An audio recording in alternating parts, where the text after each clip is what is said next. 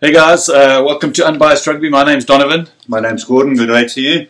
Today we're just going to go through the review of yesterday's games. It was week 2 of the Autumn Internationals. What I'll do, Gordon, is I'll go through all the scores for the weekend and then we can discuss them. Okay. Hey, so first game of the weekend we had Russia versus Namibia, and I think we both. Well, we didn't really stake any bet on who was going to win there. We were undecided. I think I chose Namibia. Yeah, I also chose Namibia. Russia thumped them 47-20. Wow! Yeah, it's a big hiding. Then the next game of the Tier 2 nations was Italy versus Georgia. Yeah. I think we both chose Italy to win, and Italy won 28-17. Yeah, I think I backed Georgia because they were a rugby playing nation. Yeah, but that's beside the point. Yeah. Next game was Scotland versus Fiji. This was a nice T20 score, and that was Scotland 54, Fiji 17. Oh, amazing. That's a hiding, eh? Yeah. Next game of the weekend, the big one. Yeah, was England versus New Zealand. New Zealand won that by 1 point, so 16-15. Next game of the weekend, a bit of a snooze fest, but Wales versus Australia, and the score was 9-6. Yeah, I think that was expected. You know, it's very difficult when you have two good teams like that to decide who's going to win. Yeah, predict who's going to win. Well, I'd predicted in my Super Brew that Wales would win by 3 points, and they did, but I wasn't expecting it to be such a low score. Next game of the weekend was USA versus Samoa. I didn't watch that game. No, neither did I, but I picked Samoa to win, and USA won 30-29. So it's a pretty close game. No, very close. Next game of the weekend was Ireland versus Argentina, and Ireland won 28-17. And then the last game was France versus South Africa. And we won by 2 points, didn't we? 3 points. 3 points. So 29-26 at the death. Yeah. I noticed the winning teams won by a shadow, a couple of points. Yeah, it wasn't a big... No big scores other than the one you mentioned. Scotland, Fiji. Yeah. But it was quite wet, though, you know. Well, you know, each side is faced with the same conditions, so you can't say, "Oh, those guys can't play because of the conditions." You know, it's like the New Zealand game. That rained. It did, and I was I'm quite glad New Zealand won. I would have liked them to have won by more, but they didn't. But a win is a win. Yeah, I agree. And they were playing in the same harsh conditions as England, and England played very well. They did. Look, I must apologise to all the English fans that follow our channel. I was pretty dismissive of England before this game, and I said New Zealand would absolutely thump England. I eat humble pie completely. England stepped up on the day. I felt they had better game management on the day. They kicked all those up and unders, testing the back. Kicking for territory. They really had New Zealand's number for most of that game, and it just didn't feel like New Zealand pitched up on the day. Yeah, because I don't know. It's because they're playing in England. They feel very intimidated with a crowd of 82. I don't think they 82,000. I don't think they play very often in front of a crowd of 82,000.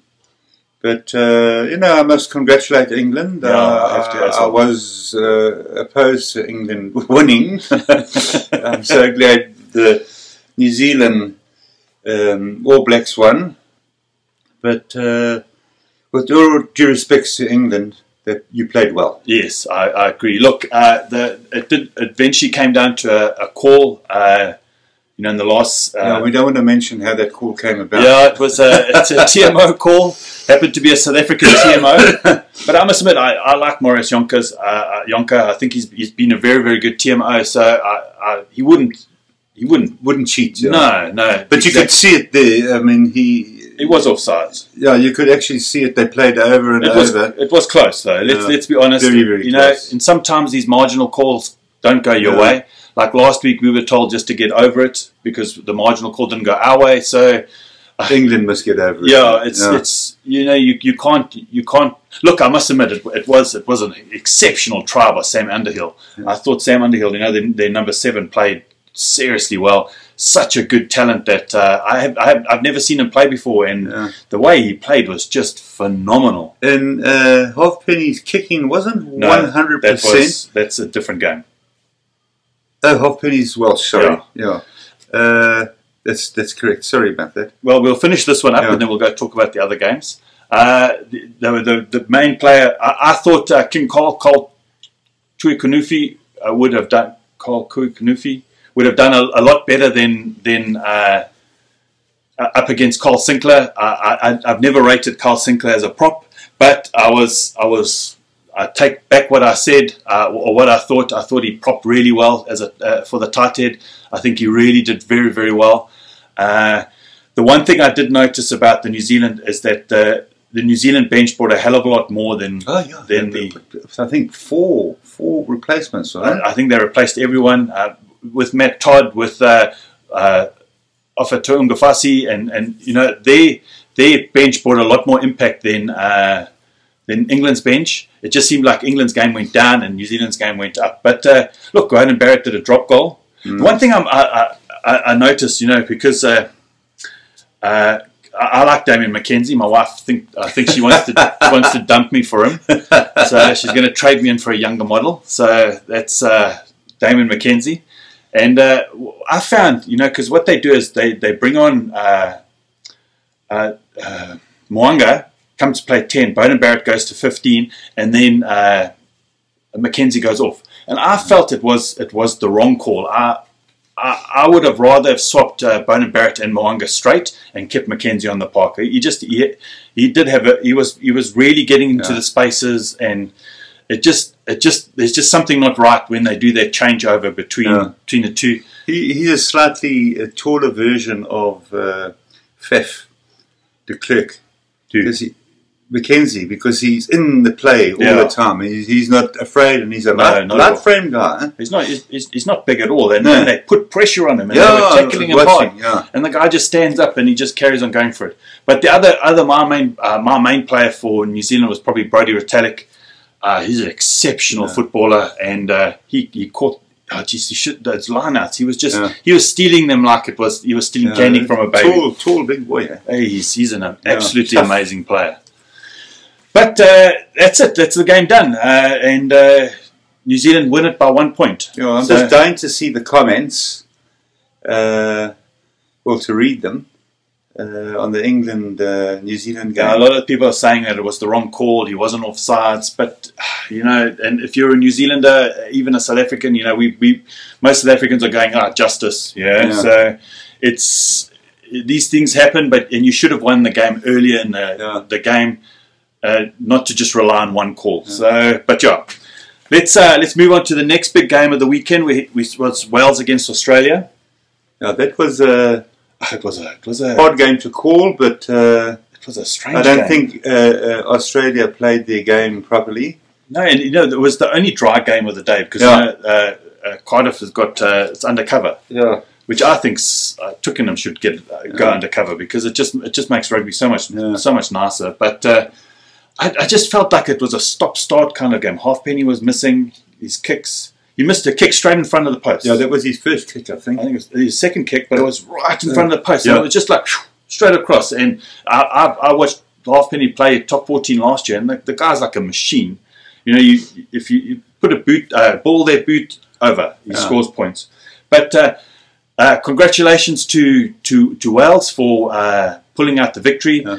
They haven't done it for a while, and they thoroughly deserved it. That Australian side, when they were doing their backline moves and they looked really good, and then there'd be a knock on. It just seemed like the game just didn't start. It was the slowest game I've seen in a while.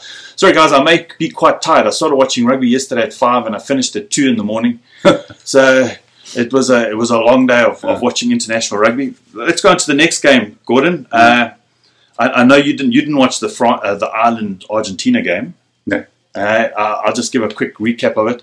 For me, it felt like Ireland didn't have to try very hard. Argentina were trying very, very hard to score. It just felt like Ireland didn't have to go into top gear. You know, and it just felt that at any point they could have just put pedal to the metal and they could have taken that game away from Argentina. I think that's what it felt like to me. Even though the Argentinian team played really well, Los Pumas played exceptionally well. I just felt it was like, what's it, farting against thunder. You know, it was they were just such a good side, that Irish side. And then we go into the last game of the day, the French-South Africa game. And I'm pretty happy. Another narrow win. Yeah, look, it was a scrappy game, eh? Oh, I didn't watch that game. I watched some of it this morning very early. It was just it was so scrappy. Faf it was an atrocious game. Like, I mean, it was atrocious. His box kicking was, I don't know, he needs GPS or something, you know, to try to target those box kicks. It was either too deep or it wasn't. It was not far enough. It just wasn't in that sweet spot, you know. And and they just kept box kicking. I'm not a big fan of box kicks. It's just not in our DNA to play box kicks. Same as Willie. He also didn't have he came in and out of the game. Most of our backs came in and out of the game. It was just a little bit strange. Coming to our forwards, for me personally, I think the game changed when Pieter-Steph moved from the lock to number 7. Listen, we've got to face. Sorry about that, guys. We do our recordings on my phone, and somebody called me. Bloody rude of them, but I think I should send out an SMS to everyone before I do my video. Say, listen, you know, important stuff's happening. So, but my mom was phoning me to tell me that the baboons were around. We live in an area where we have big troops of baboons, and if you've ever seen a 50-kilogram male baboon, it's a pretty scary sight. So we just got to get all the dogs in and all of that. But let me carry on with the game. I felt when Pieter-Steph moved from, I think he was playing 4 or 5, and he moved to 7, the game changed. It changed completely. Warren Whiteley went off the field, and look, I like Warren Whiteley. I really do. I think he's an exceptional player, but it's time for us to start making the hard choices. Is Warren Whiteley better than Pieter-Steph or Dwayne Vermeulen? I personally don't think so. He's a different kind of player, and he doesn't fit in that same kind of mold that we need. If we were playing a little bit more a linking kind of game, then yes, I can understand him being there. But if I look at, we have a player like Dwayne Vermeulen, the guy's exceptional. He's an exceptional rugby player. He caught every single up and under. He's rock solid. He tackles hard. He's always going forward. And you want your best players in the best positions. And at the end of the day, Dwayne Vermeulen needs to be at 8. And Pieter-Steph needs to be at 7. We've reached that point where we've got to make the hard decision. Well, when you say we, the coaches, and the coach is going to have to open their eyes to that. It's going to have to. At the end of the day, with Eben out, we've got a great replacement with Archie Snyman. You know, the big ginger guy with the big beard. Him and Mostert. Mostert is just phenomenal. Both those two locks are really, really strong, great ball carriers, and we need Pieter-Steph at 7. He is a 7 now. He's not a lock. Is Stephen injured again? Yeah, he's injured again. It's from the game yesterday? No, from last week. I think it's an ankle injury, if I'm not mistaken. I could be wrong. But yeah, for me, that's when the game changed. It changed at that point. South Africa we were chasing the game the whole way. I must say, you know, I was explaining to everyone how we won the game, because when I was watching there late at night, and I just thought we were like the last minute of the game. They were on our try line. The French were on our try line, and it was just it looked like, for all intents purposes, the French had won. And I just thought, oh, flipping hell, you know, now this is just ridiculous. We've got to build from there. And you know, I've given Francois Lowe a lot of stick because for the lot, and it's to be completely honest, in the last 6-7 games that I've seen him play, he does knock-ons, and it's just fumble. It's just fumble, and he just hasn't brought anything. And he went over the ball, won us the penalty, and from there, we went forward and we scored that try. But one thing I must say, you know, normally when it's the last 4 minutes of the game or the after thing, normally South Africa would normally knock it on, we normally do one mistake, we drop the ball, and we don't take advantage of, and we don't score, and we don't win, and we seem to lose. And for once, it felt like at the death of the game, it was like New Zealand, where they just go, back their processes and score. Yeah, so I think that it's nervous energy and their eagerness to want to score in those last 4 minutes makes them fumble. You know, I was watching Nick Mallett afterwards, and he said, you know, all of them were saying, you know, if only we can have that urgency at the beginning of the game and not at the end of the game. You know, if we had won that game in the first half, because in the first half, I don't know, I just think there were 30 French players on the field and no South Africans, because it just felt we were just under the pump. I just game management wasn't right. No, I'll watch it tonight. It was a good game. It was entertaining, but because I'm a South African, I've got a vested interest for my team to do well. But if you look at the stats and you look at everything, France should have won that game. You know, same as England and New Zealand. If you look at the stats, you look at those kind of things, maybe England should have won that game. You know, so but we've learnt over this last year that it's not always the dominant team that actually wins games. Moment of the weekend, Gordon. When I heard All Blacks won. Well, you were by 1 point. You were sitting with me. Yeah. No, that was the moment. It was the weekend. Yeah. Mine was Bongi Mnambi at the back of the mall, peeling off to the side, scoring the try in the death, and us winning the game by 3 points in the end. That was my moment of the weekend. One thing I'm gonna say this. It's what I've noticed over all the games that we watch a lot of Southern Hemisphere rugby. So we watch a lot of Super Rugby. We watch a lot of Rugby Championship. Yeah. And what I've noticed is that when we go play up north, we're just not used to playing tactical kicking kind of game. You know, it's kicking from the box kick. It's kicking for territory, and it just seems like we were a little bit at 6s and 7s when it comes to playing Northern Hemisphere test rugby. You know, we're so used to in the Southern Hemisphere from our own try line doing a duck, handing off, chucking across the field, somebody running up 80 meters, another, and then we score a try. That's what we used to. You know, we used to these. But didn't Andre score from a conversion from 63 meters yesterday? No, it wasn't the conversion. I'm just talking how we play. Yeah. You know, no, I'm just saying. I think it was quite far. Was it? Yeah, I think it was 63 meters. I don't know if it was that far, but it was quite far. Yeah. But yeah, it's just, I think we're so indoctrinated to play this expansive kind of game that sometimes we forget that we actually sometimes have to have scoreboard pressure, 3, 6, 9 points, and maybe that's something we can learn to have another aspect of our game. I just want to go through the world rankings quickly. There's only been 2 big changes this weekend. So with Australia's loss, they've dropped back down to 7th place, and Scotland have gone ahead of them. And then Georgia and Italy swap places. So Italy's now 13th and Georgia's 14th. There are quite a few further down the line, but it's just more to do with the games that we're discussing.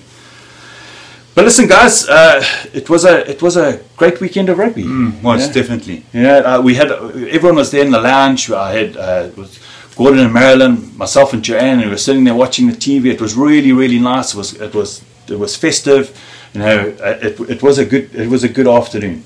But listen, guys, put down in your comments what you thought of the weekend's games, how you felt, what you felt about the games, who you thought were good games, good matchups, and because we do value your input. Yeah. But listen, guys, I hope you guys have an absolutely wonderful week, and here's looking forward to next weekend when Ireland play New Zealand. Cheers, guys. Cheerio.